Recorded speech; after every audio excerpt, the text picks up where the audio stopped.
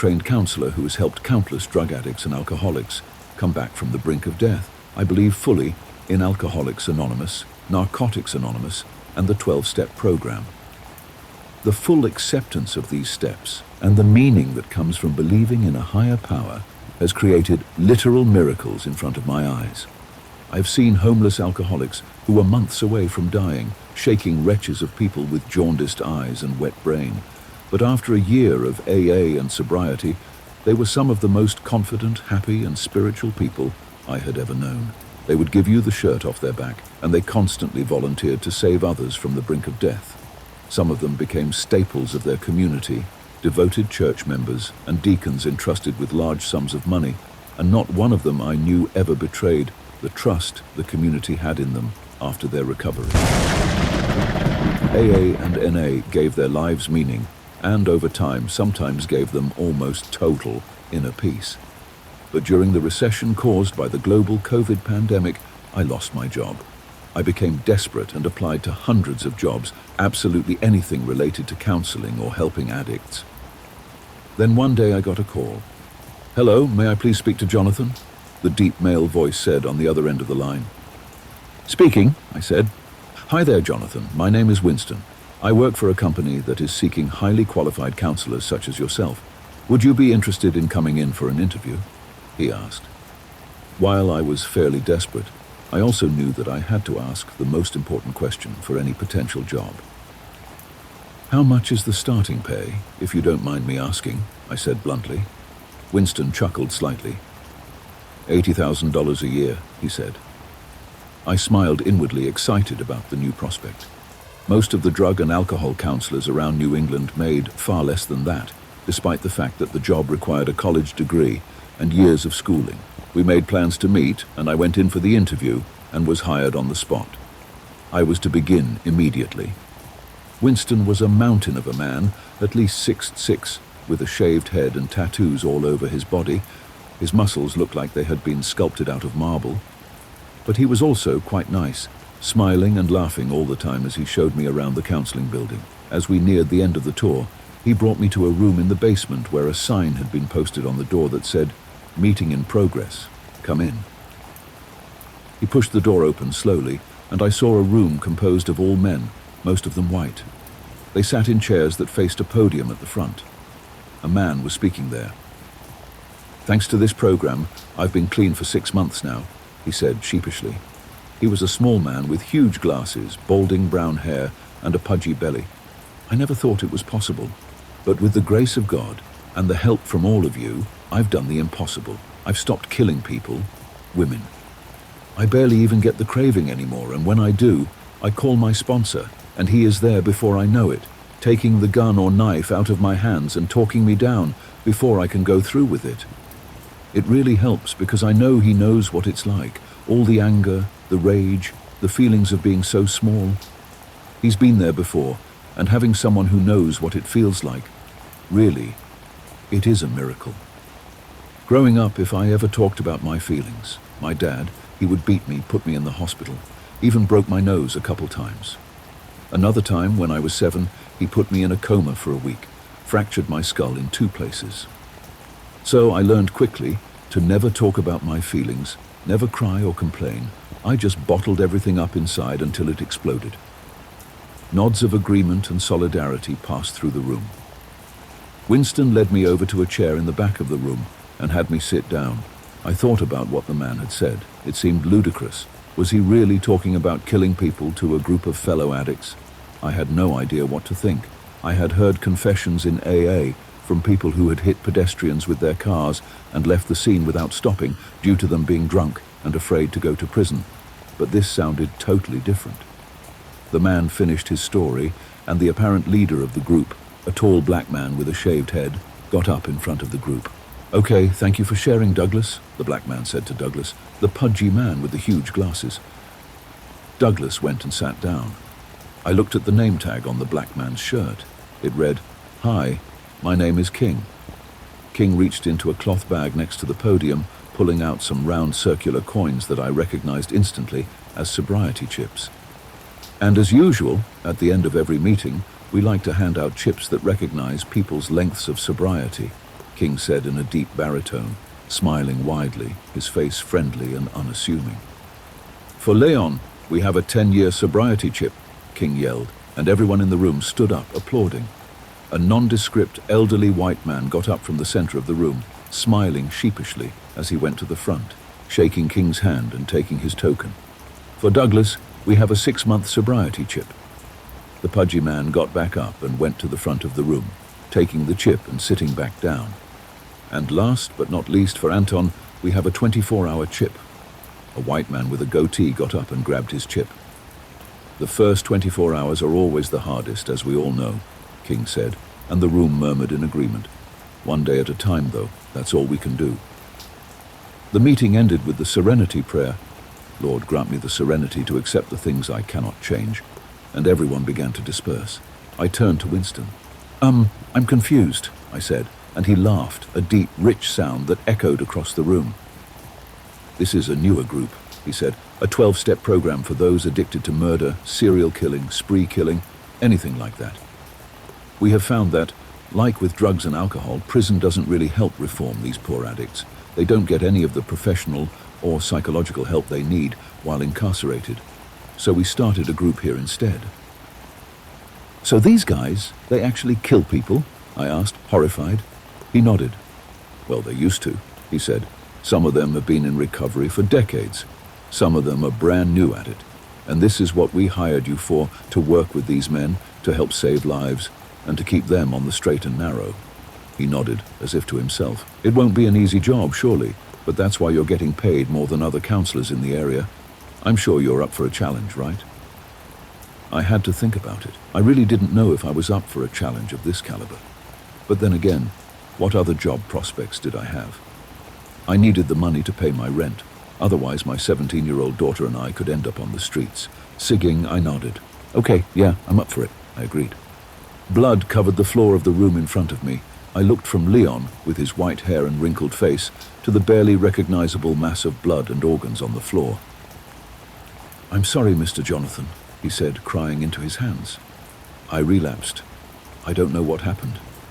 I was totally fine 1 minute. Then this idiot came out of nowhere, cutting me off in traffic and flipping me off for no reason. I had to slam on my brakes to avoid hitting him. I followed him, really just to ask for an apology, but instead he started swearing at me and calling me all these horrible names, and I just kind of blacked out. Tears ran down his cheeks. I walked over to him, taking the bloody knife from his right hand carefully. He let it go without a fight. "It's okay, Leon," I said, patting him on his thin shoulder. "Relapsing is a part of the healing process. All we can do is try to figure out what went wrong this time, so we can work harder next time to prevent this from happening again." 10 years of sobriety down the drain," he screamed, falling to his knees, getting blood all over his blue jeans. I sighed, backing up to the entrance of the room, and called Winston. "Yeah, I might need a little more help here, on the basement level of the counseling building," I said. "Leon had a relapse, and he's in a really bad state. Do you know who his sponsor is?" After cleaning up the scene, I was talking to King and Winston about Leon. "Why did he bring his victim here, to the counseling building, do you think?" I asked. They shrugged. "This is where they're comfortable," King said, shrugging. "This is where they have friends and can talk openly. Maybe they just instinctively come back here during times of struggle. I really don't know." Just then, my phone started ringing. I looked down to see the name of my daughter on the screen. Becky. I went out into the hallway and answered it. "Hi, Becky. What's up? I'm at work right now," I said. She sighed. "Dad, do you know a guy named Douglas?" she asked. A chill ran down my back. "Yes, why do you ask?" I said, my voice rising in pitch. I could feel my heart speeding up in my chest. Something felt very wrong about this phone call. Well, he's here asking for you," she said. I gasped. "Becky, get far away from him," I said quickly. "Call the police, get the gun out of the cabinet in my room, lock the door, and stay there until the cops arrive. Got it?" But someone else responded. "Hi, Jonathan," a male voice said through the cell phone. "You have a very pretty daughter, by the way. I think I'll enjoy this." "Get away from my daughter, you sack of shit," I screamed into the phone. Douglas laughed. Then I heard a gunshot and the line went dead. I started sprinting through the building towards the parking lot outside. My house was only a 5-minute drive from the counseling building, and I prayed I could get there in time.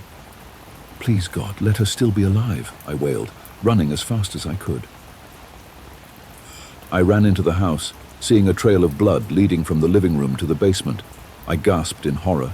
Visions of Becky's dead body, shoved into a barrel or cut into pieces with a chainsaw, flipped through my mind in rapid succession. I followed the trail of blood to the basement, where the light was on, and what I saw there stunned me to no end.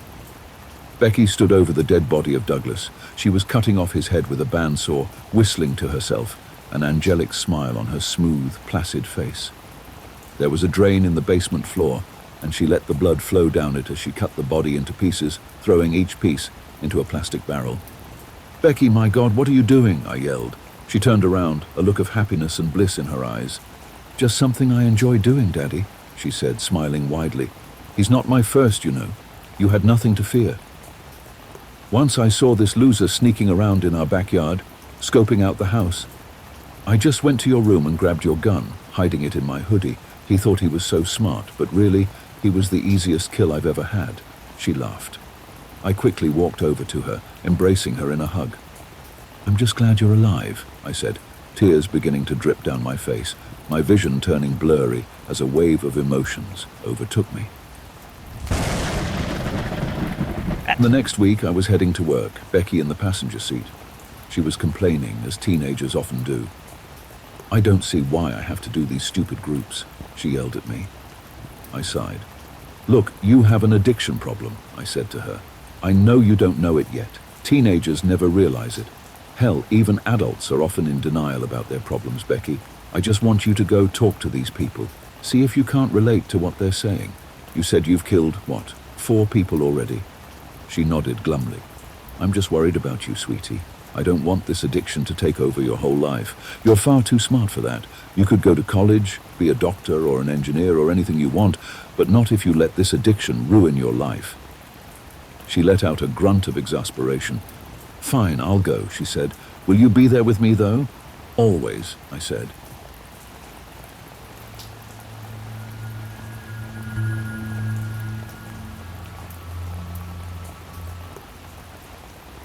It was around midnight a few years ago when I heard the sound of someone breaking into my house.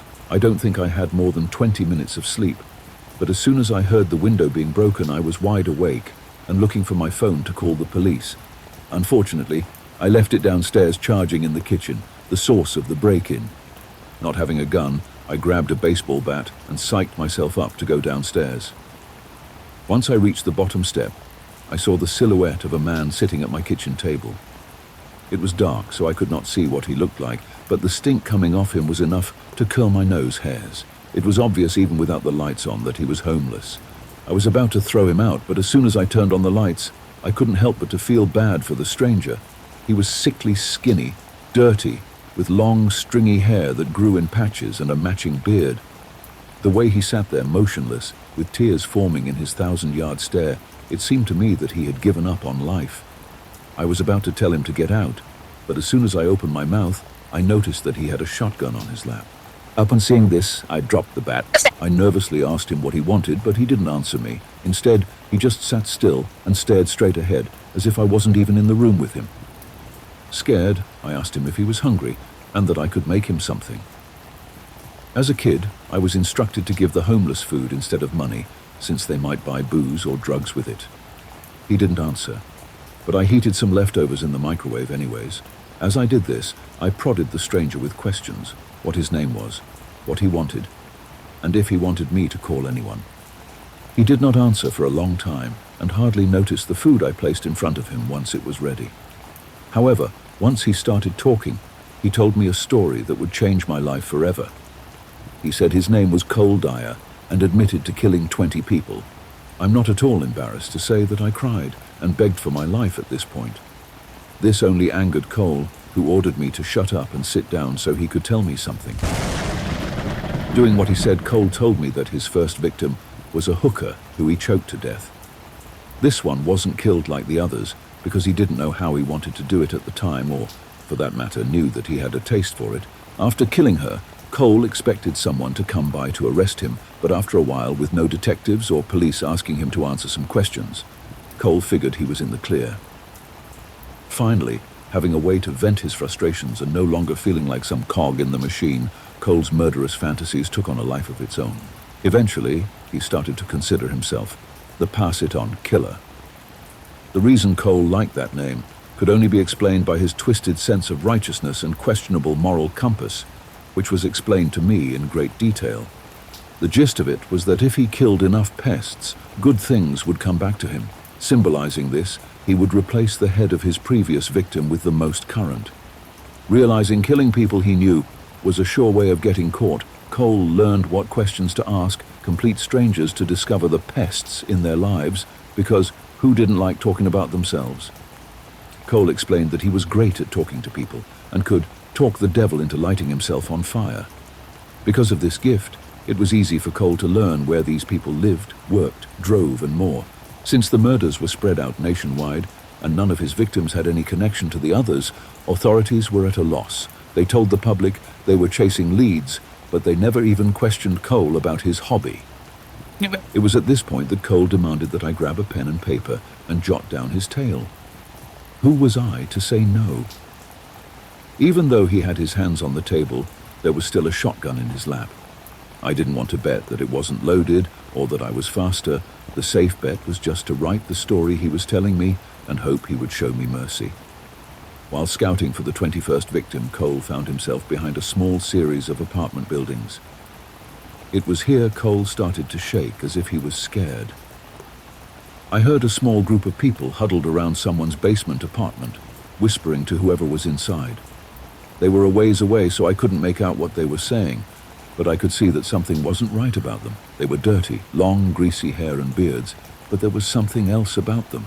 Something evil. One by one, they stopped their hushed whispering and turned their gazes towards Cole. This prompted Cole to return to his car, and on the way he dared a peek over his shoulder. When he did, they were following him but stayed just out of the cone of light the street lamps provided. It creeped me out. I was already thinking of finding someone else to kill because I don't like killing in apartment buildings. Too many neighbors, you know. When I saw them, though, that sort of settled it. I wasn't going to go back there. Kept looking back in the mirror on the way home to see if I was being followed, but in the 5-hour drive I didn't see a thing behind me. The next day, however, I noticed a car driving slowly through my parking lot every few hours. I was smoking lots of weed at the time and figured I was just being paranoid, but the next night I woke up to tapping on the door. As Cole explained to me what happened next, he started to rock back and forth the way I've seen children do, in an effort to calm himself down before continuing his story. Thought it was my imagination at first, but then I started hearing my name being whispered from the hallway. When I realized I wasn't imagining the noises, I looked out the peephole. Cole described at least 5 filthy and malnourished faces, partially covered by long, unkempt hair that did little to hide their dark, sunken eyes that shined with a kind of hate and sin that even the pass-it-on killer feared. They spent the entire night begging me to come out. In the building, Cole called home, it wasn't uncommon to hear drunken exes pound on doors demanding to be let in, so their begging went on for hours. Eventually, a neighbor Cole never bothered to get to know, but shared a thin wall that decided to open the door to tell the strangers to keep it down. She stopped mid-sentence the moment she saw them, Cole explained. They pushed her back into her apartment and all piled in. They were tearing through her place for a while, and when she cried or begged or groaned, they just laughed. After getting tired of slapping the woman around and destroying her belongings, they made her beg Cole to come out from his apartment. Whenever she did, they would laugh and instruct her to say it louder. Her reward was to be hit more.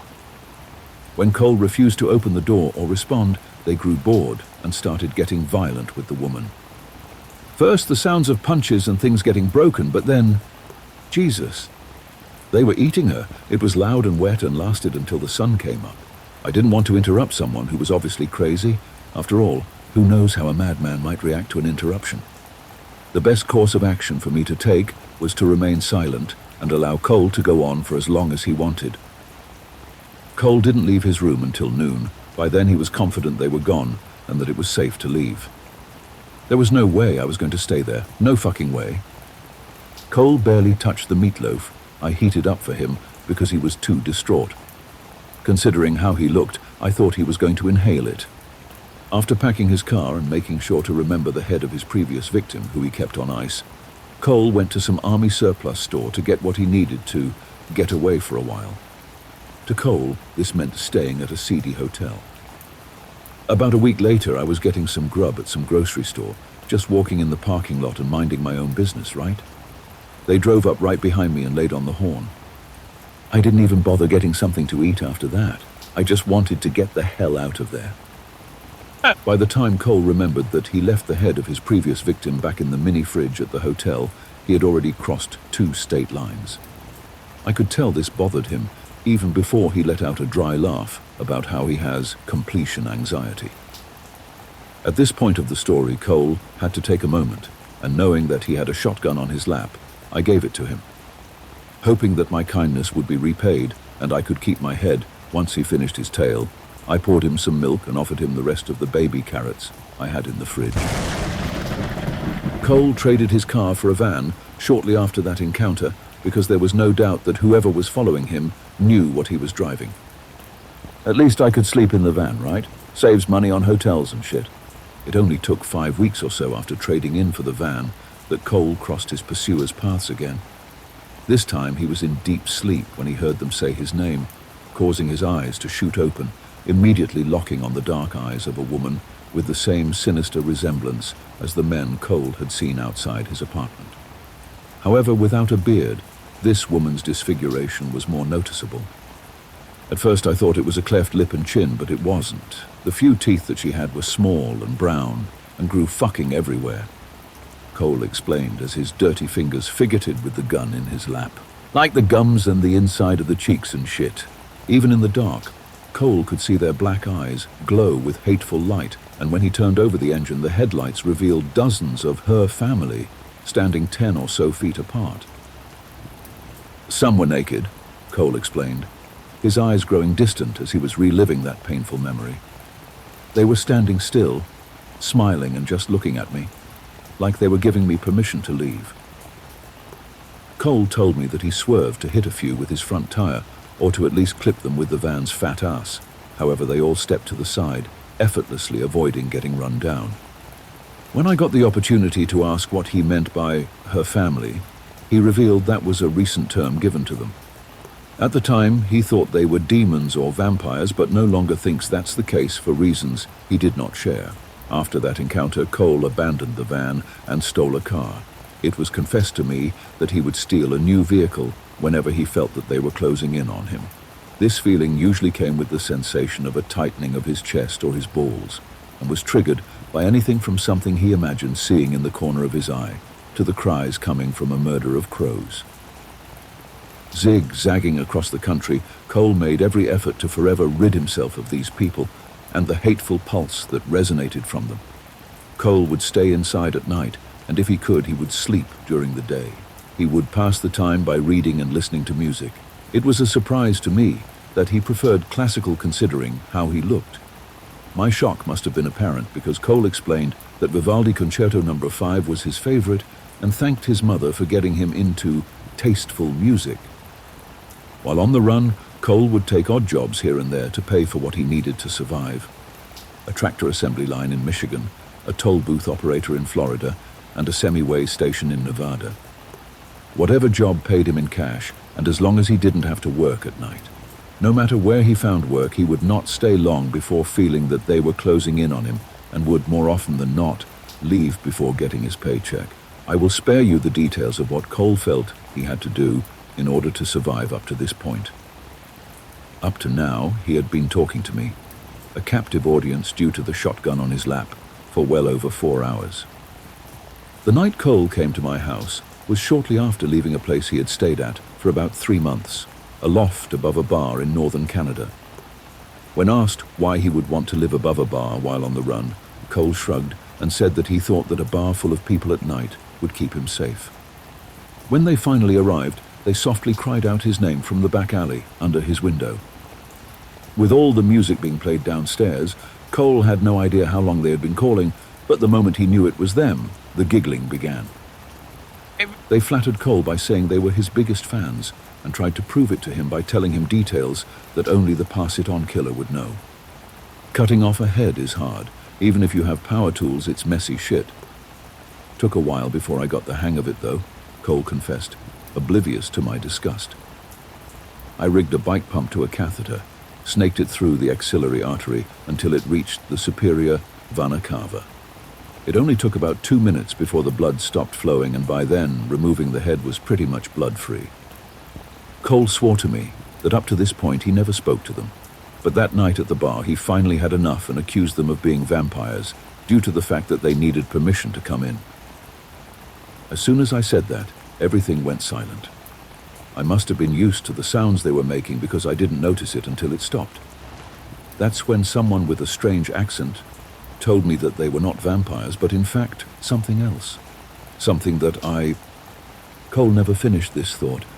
In the silence that followed, I didn't know what he was going to do, and this terrified me. It might have been lack of sleep on my part, possibly even momentary insanity, but I had to know who or what was chasing Cole. When I asked, he didn't answer, so I pressed my luck and asked him what else needs permission to enter a house other than vampires. Again, he didn't answer, and even though I knew it was a mistake to poke the bear, I started to ask again. As soon as the words started to leave my mouth, Cole reached into his inner breast pocket and pulled out what I thought at the time was paper napkins. After inspecting it for a moment, with an expression I have never seen before, Cole slapped them down on the table between us. Written on them in everything from pen to marker to pencil were the messages, "Let us in," "Open the door," and more. It was hard to tell what else was said because the writing overlapped. However, it was clear to me that these messages were written by dozens of people. As I picked one up to look at it closer and possibly ascertain what was written, my finger rubbed the glossy underside. Turning it over, I saw that it was a photograph, and in it, Cole was sleeping in what appeared to be a small apartment. The next appeared to be him in an abandoned bus, a dirty attic, and so on. In some of the pictures, Cole looked 20 years younger, and it made me wonder just how long he was on the run for. I know that stress can prematurely age people, but I had a hard time believing that the person in the picture and Cole were one and the same. Even though there was a part of me that knew what I was looking at, I needed to hear it from the man himself. But before I could ask, Cole said they don't need permission to enter someone's house, as he stared blankly into the empty space behind me. I had to look back to see if anything was there, and was more relieved than words could explain when I saw nothing behind me. We sat there, quietly, for what seemed like an hour before Cole said anything else. When he did, it was as if he suddenly remembered that he was telling me a story and picked up where he left off. The part where they then cut the power to the apartment and the bar under him. It didn't take long before the woman tending bar that night was shouting at them not to come closer. They just laughed. They tore her apart, and all I could do was wait until morning to come. Cole confessed with a shake of his head, as if to eject the thoughts from his mind. Thing is, Canada has some long nights during the winter, and I only had enough food for a few days. Cole didn't tell me how long he stayed in that room for, and I didn't want to ask. It was obvious from the 1,000-yard stare that these events were still fresh in his mind, so I kept my mouth shut. When Cole left his room, he saw gore sprinkled everywhere, like a trail of breadcrumbs that started from behind the bar and led right to my apartment. Careful not to touch anything with his bare hands, Cole told me that he emptied the cash register and stole a toolbox from the back office so he could switch license plates whenever he felt the need to in the future to throw his pursuers off his scent. I don't know how to stop them, but I think I have a good idea how to slow them down, Cole said. But before he could elaborate, he noticed that the sun was shining through the window and we had been talking for hours. Thankful that he went another night without seeing them, and having someone he could talk to, Cole thanked me for listening. I didn't know what to say to such a story. What could I say? In the pregnant silence that followed, I filled the void by rambling about whatever came to mind. My job, the annoying co-workers, and how my boss is always looking over my shoulder, as if this was at all similar to Cole's own story. I didn't think anything of Cole asking me if I liked my job or where I worked at the time, and soon I was answering all of his questions. After a short while, Cole thanked me. At the time, I assumed that it was because I took the time to listen to him. Then he took my car keys off the counter and left without another word. It might have been 10 minutes after Cole left before I called the police, and all I said to them was that my house was broken into and that my car was stolen. After all, if I said anything else, it might make me look as crazy as Cole. Maybe it was just me being tired, but I was truly afraid that the police would think I was insane if I told them the story Cole told me. The more distance I put between myself and that night, the less real it felt. But then reality set in. Once I learned that my boss was found dead a few days later. According to the local newspaper, the Whisper Alley echoes. Pieces of my boss were found all over his bedroom.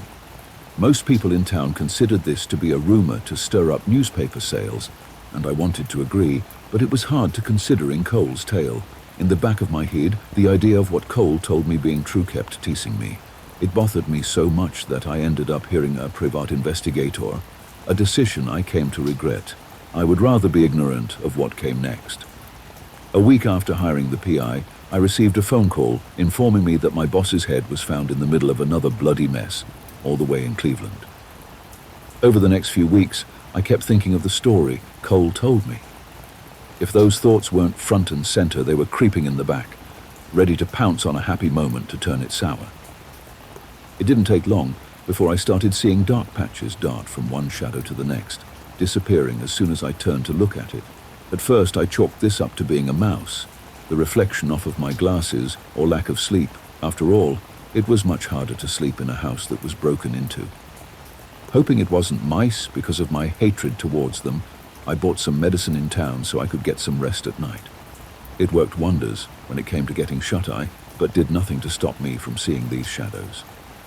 With an embarrassing frequency, I would imagine the reflecting eyes on the side of the road were Cole's night visitors, or think of them whenever I heard the house settle. It was as though toying with the idea of them being real was enough to invite them into my life. I don't recall what came first, hearing my name being said out in public, a sound similar to a murder of crows cawing or the soft scrapping at my screen windows at night. However, once I realized that the noises and the visions were real, there was no way to block them out.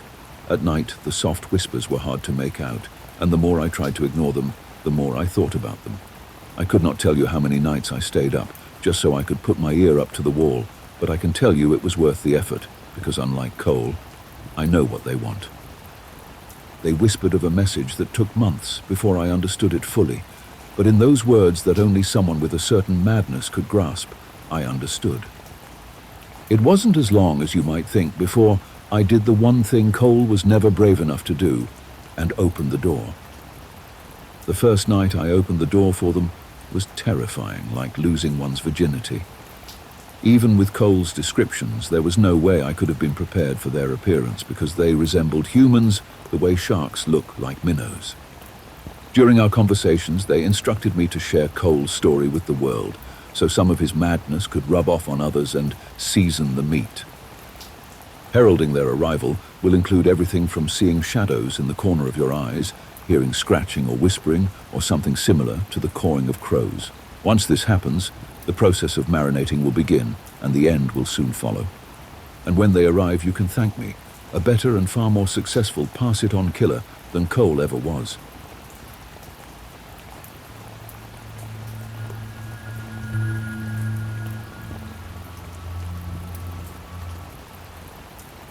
As an FBI agent in the elite homicide unit, I was often tasked with tracking down the worst of humankind.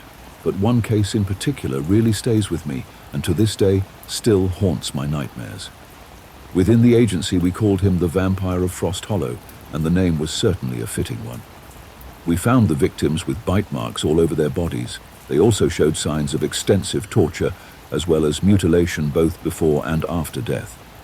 In some cases, glasses from their kitchens had been used to collect warm blood from the dying, struggling bodies of the victims. Others had organs removed.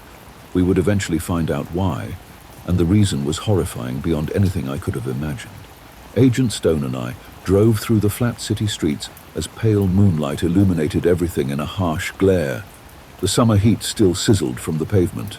Everything felt muggy and wet, and dark storm clouds had gathered over the city. The house lay up ahead, just a flat, one-story place, with no distinguishing characteristics. It was painted a dull blue and had a freshly mown lawn. It looked like it could have been copied and pasted from 100 similar houses scattered throughout the area. But it was what was inside that distinguished this house. Police cars blocked off the street in front of the crime scene. Their lights and sirens were turned off, always an ominous sign at a crime scene. I always knew that when the police weren't rushing anymore, it meant the victims were too far gone for help. A couple of gawkers stood there as well, 2 teenage girls. One of them had hair dyed a bright pink with streaks of black in it.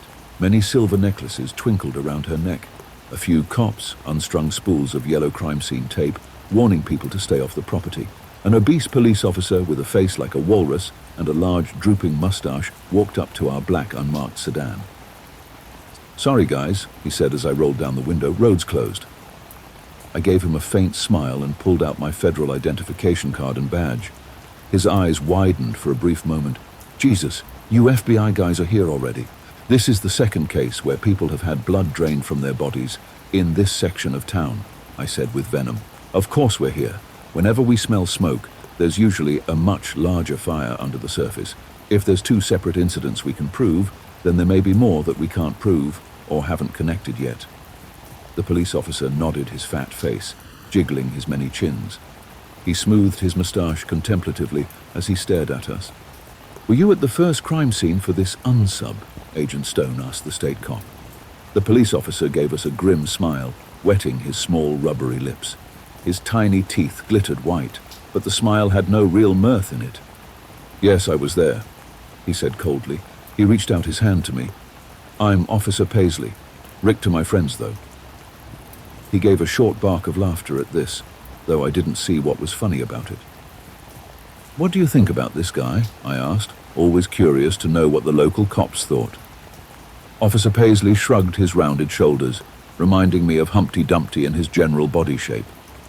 "I think he's one sick SOB, Officer Paisley said blandly, looking away. "I saw what he did to that family over on Turtleback Lane. You know what the cops call him? The Vampire of Frost Hollow. Quite a nickname, huh?" I remembered looking through crime scene reports of the first murder scene. It had indeed been a horrifying experience, just reading through the sterile police descriptions of the homicides and looking at the photographs.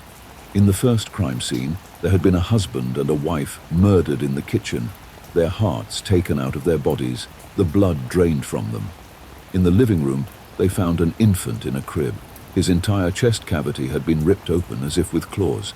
Everything once inside his small, fragile body was strewn about the room like garbage.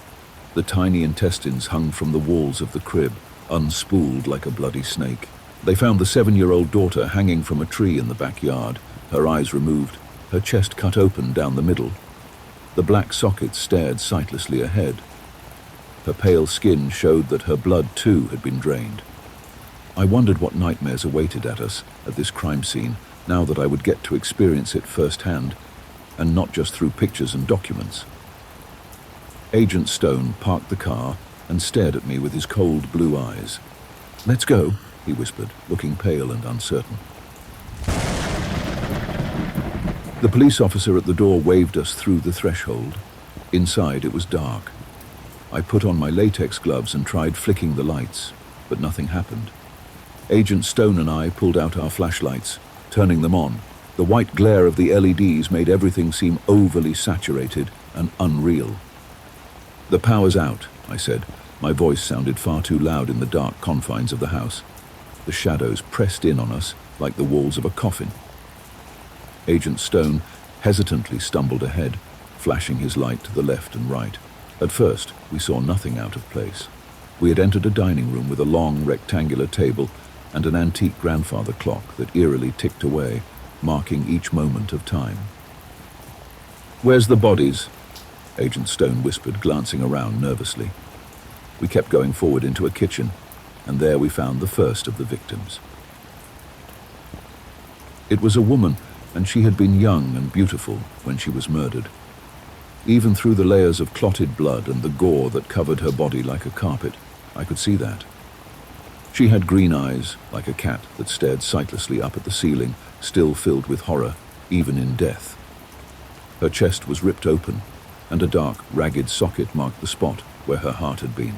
Her grisly death mask showed the incomprehensible agonies she must have gone through before the merciful release of oblivion finally took her away. Next to her stood a blender filled with a slurry of organs and Coca-Cola. The half-empty bottle stood next to it, still fizzing quietly on the table. Other than our breathing, it was the only sound in the room, eerie and constant, like the last bubbling gasps of a dying man. Everything sounded muted, almost like how sounds become muffled and distant during a snowstorm. But there was no snow here, no storms at all.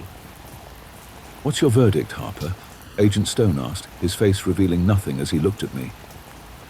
"I think we're probably dealing with a paranoid schizophrenic, but it's odd," I said, looking at the crime scene with a sick feeling of revulsion rising in my chest. I pressed it back down, focusing on the job. From what I read of the last crime scene, and from what I'm seeing here, it looks like a combination of both organized and disorganized features. There is clear evidence of planning. He picked the locks at both residences and covered the cameras with paint.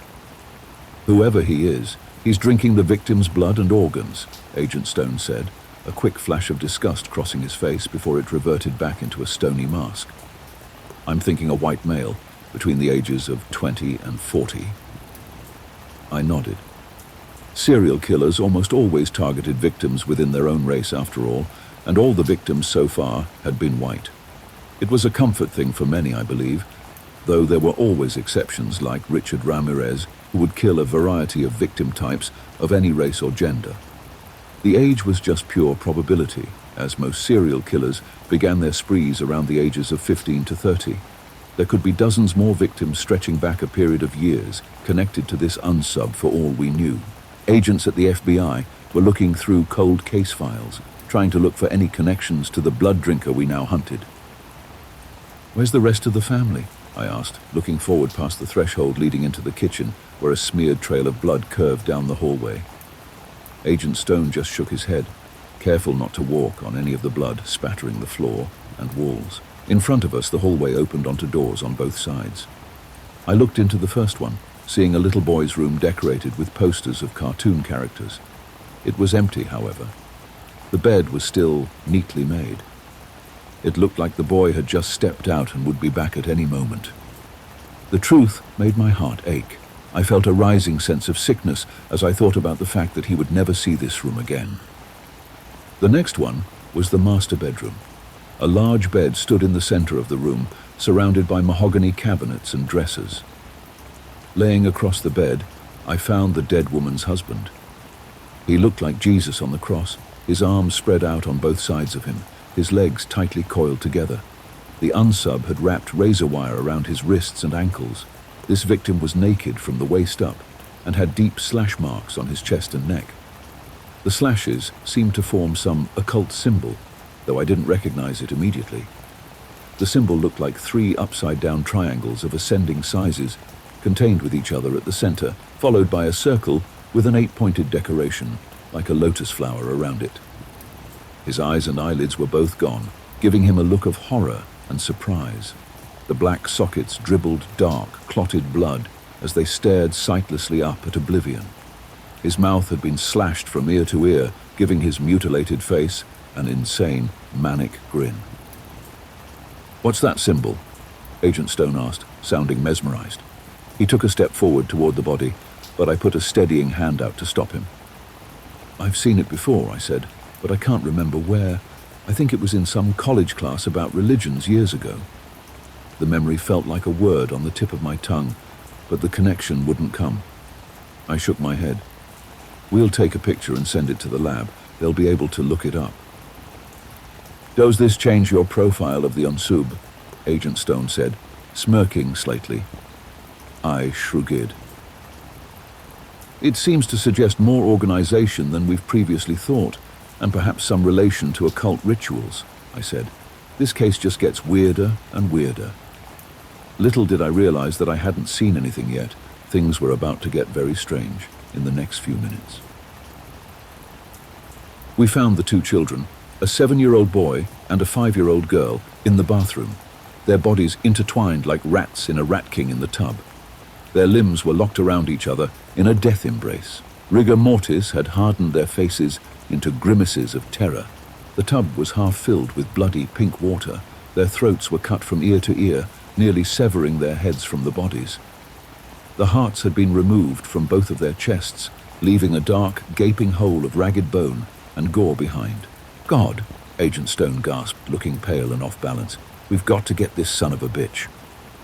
"Maybe it's more than one person," I said, thinking back to the occult symbol carved on the dead man's chest. "What if we're dealing with a cult? Something like the Manson family?" "The Manson family didn't drink blood and liquefied organs," Agent Stone spat angrily. "I think what we're dealing with—" He stopped speaking suddenly, his eyes widening as he looked past my head, out the bathroom window. I glanced behind me and gasped. I saw two pale, glowing eyes the color of cold moonlight. The flesh ran down in dribbles and rivulets, as if the skin were liquefying and dripping off like water. It looked like the abomination was melting under the effect of a corrosive acid. A hairless face shone white, its visage like flat, overlapping plates of bone. It had no nose, and its teeth gleamed like long silver needles. It put its long, twisted fingers to the window, leaving trails of blood as its fingertips lightly stroked the glass. It grinned at us with its lipless mouth before slinking down and disappearing from view. "What in the fuck was that?" Agent Stone whispered, quickly backpedaling out of the bathroom and away from the window. He stepped in the smeared trail of blood. With a sticky, tacky sound, he pulled his loafer free and stumbled away. I felt stunned for a long moment, still staring out the window, expecting to see the mysterious face return. But nothing stirred outside. Everything seemed deathly quiet. "Wait!" I cried, running after him. He stumbled toward the front door, pulling out his gun and cocking it. The semi-automatic pistol clacked with a sound like bones snapping. Agent Stone flung open the door and stepped outside. Taking a deep breath, I took out my gun and followed after. The streetlights cast the empty sidewalks in a harsh glare. The constant tink-tink-tink of their flickering seemed like the only sound in the world at that moment, other than the fast, panicked breathing of Agent Stone and myself. "Where is everyone?" I whispered furtively. The police cars were still here, blocking off the road, but the police themselves were nowhere in sight. The entire street was deserted. I didn't see a single person anywhere. When I had driven up, there had been at least a couple gawkers on the sidewalk too. Sounds were muted and eerie, each one of footsteps, echoed up on the empty street, and yet I didn't hear a single beard or hear any crickets chirping. No mosquitoes buzzed around my head. It seemed as if we had entered some mirror world that looked identical, just without the people and animals. "Hello?" Agent Stone yelled. His voice reverberated back to us as if he had screamed into a cave. I grabbed his arm, shaking my head. "Don't," I hissed through gritted teeth. "Don't yell. I have a feeling that we're not alone." As Agent Stone's cry echoed off into the distance, I heard a new sound. Heavy footsteps, like the pounding hooves of a running deer. Someone screamed nearby, on the other side of the street. I saw one of the gawkers stumble out, the girl with the pink hair. She was covered in slashes, her black clothes sliced up and wet with blood. Her eyes had rolled back in her head, the whites gleaming pale in their sockets. Her body shook, her fingers clenching and unclenching, as if a seizure were ripping its way through her muscles. I realized with horror that she was floating above the sidewalk a few inches, her feet angled down. With her wide white eyes, she looked straight at me and spoke. "The melted man is coming for you," she whispered in a voice like a shadow. "He's going to make you scream for death before the end. He can smell your blood, like sweet flowers in the springtime. He's coming with the power and might of the screaming goddess. Her dance will come tonight and destroy this place with her poisoned breath. The sacrifices have opened the door, for worthy are the lambs." Then the girl fell hard to the ground like a puppet with its strings cut. A gunshot pierced the night from behind us, then a high-pitched, bellowing scream followed in its wake. I spun, my heart thudding. I now knew that we weren't dealing with a regular serial killer. Officer Paisley came running up from the backyard, his fat body heaving. Rivers of sweat ran down his face. He saw me and Agent Stone and came sprinting towards us, his eyes wide and consumed by an animal panic. "It's after me," he shrieked. As he got closer, I saw spatters of blood covering his face like raindrops. The deep thumping of pounding feet increased in speed and intensity. From behind the house came the creature with the dripping flesh, the one the girl had called the Melted Man. Wrapped around his body, I saw ancient rusted chains that dug deeply into his chest. They spiraled up his torso and fused into the skin. The flesh dripped over them like putrefying drops of pus. His eyes seemed to glow with a cold white light that reminded me of winter starlight. The Melted Man loomed over Officer Paisley, his body 9 or 10 feet tall. His legs crackled with the snapping of bones and the strange twisting of his many joints. Though thin and emaciated as a death camp victim, he moved with an inhuman speed. His arms looked skeletal and long, lunging out towards Officer Paisley like the branches of a tree. "Holy shit," Agent Stone whispered. I saw his hand tremble, the pistol gripped tightly in his clenched fist, the knuckles white. He blinked fast, inhaled deeply, and raised the gun. With a booming shout like thunder, the gun went off, hitting the Melted Man in the torso. Black blood bubbled out from the wound. The chains slithered around his body like snakes. They unwound, loosening and tightening in rhythmic peristaltic waves. Within a few moments, the rusted spiral of chains had wrapped around the bullet wound and, almost caressingly, they covered the deep crater in his torso. The sound of the gunshot gave me a shot of adrenaline that sent me into action. As the Melted Man drew within a few feet of Officer Paisley, I aimed at his head and fired. The bullet smashed into his white, bony skull with a splash of black blood and a spattering of liquefied flesh and bone splinters. The Melted Man gave a wail like some ancient dinosaur, a cacophony of furious roaring. "Get back!" Agent Stone cried to me, his eyes wild with fear, but I was already quickly backpedaling away from the abomination. Officer Paisley was only a few paces from us when the chains on the Melted Man's body shot out like a spear. Officer Paisley gave a cry, like a strangled rabbit, as the sharp point at the end of the chains burst through his chest, a blossoming flower of blood spurting from his ruptured heart. Officer Paisley looked down, surprised, the blood bubbling and frothing over his lips. Then he fell slowly forward, and the Melted Man pulled his chain back. He looked over at us with his glowing eyes and grinned.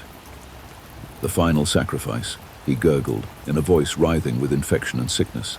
"The blood offering for the goddess. She comes." The Melted Man knelt down, his inhumanly long body twisting as he ran his fingers lovingly across the blood, pooling under Officer Paisley's body. He brought it up to his bone-white face. As drops of flesh dripped off his chin, a snake-like tongue shot out and tasted the blood. He looked up at us and grinned. There was a feeling in the air, like electricity, an oppressive silence hanging over the street. The sky went as dark as a midnight funeral, and the stars and the moon winked out. I looked up, seeing an enormous black shape descending from above. It was a massive female form, with 4 arms and a human skull hanging around her neck. Her skin looked as black as a centipede's, glossy and shining. She danced as she came down, her legs kicking and arms jerking in rhythmic motions. As I watched her dance, an overwhelming feeling of dread and horror came over me. As she descended, her dance quickened, and the waves of terror rushed out from her body like ripples in a pond. I could almost see them, like a blanket of shadows, fluttering out in a circle. I saw Agent Stone turn and run, blindly sprinting away. I wanted to call out to him, to tell him to wait, to not leave me alone with this thing. But I could only stare open-mouthed at the dancing goddess as she came down on the street. She stood as tall as a house, looking down at the body of Officer Paisley. "My goddess, my queen, ruler of death and destruction, this is for you," the Melted Man hissed through his skeletal lips. The goddess looked down at the body. Her sharp, pointed talons of fingers reached down and ripped out Officer Paisley's heart from the still corpse. The ribs cracked, the flesh separating easily. Officer Paisley's eyes continued to stare sightlessly up at the black, formless sky. The goddess opened her fanged mouth. I could see swirling pools of darkness inside, silent screams echoing out from some eternity within.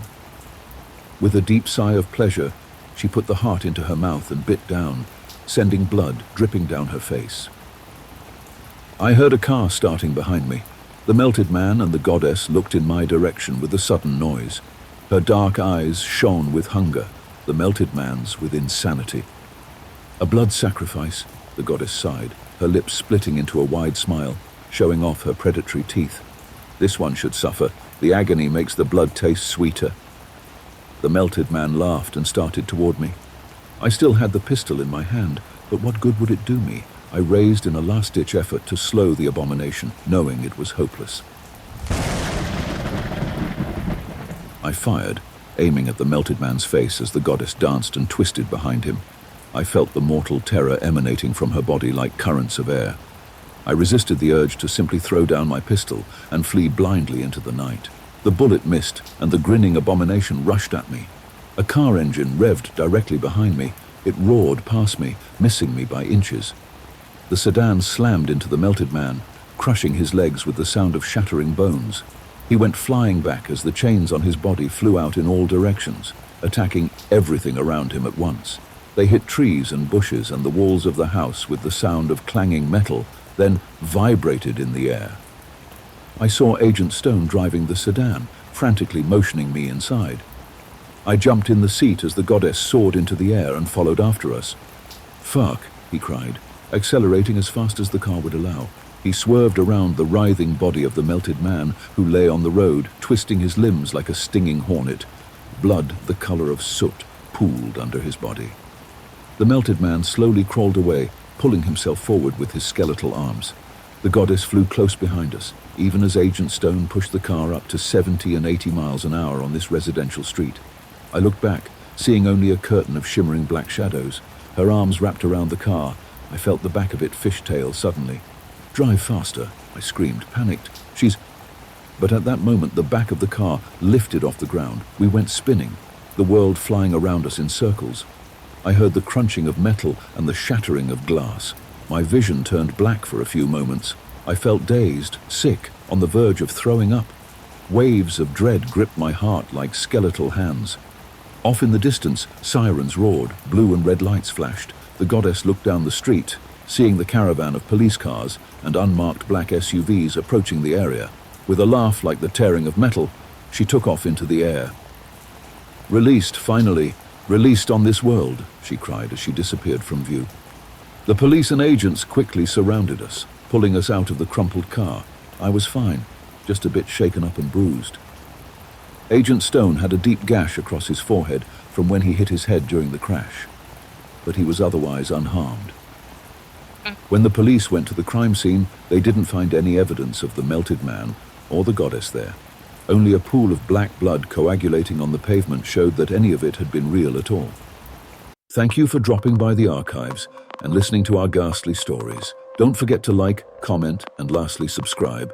Until next time, archivists, I bid you all good night.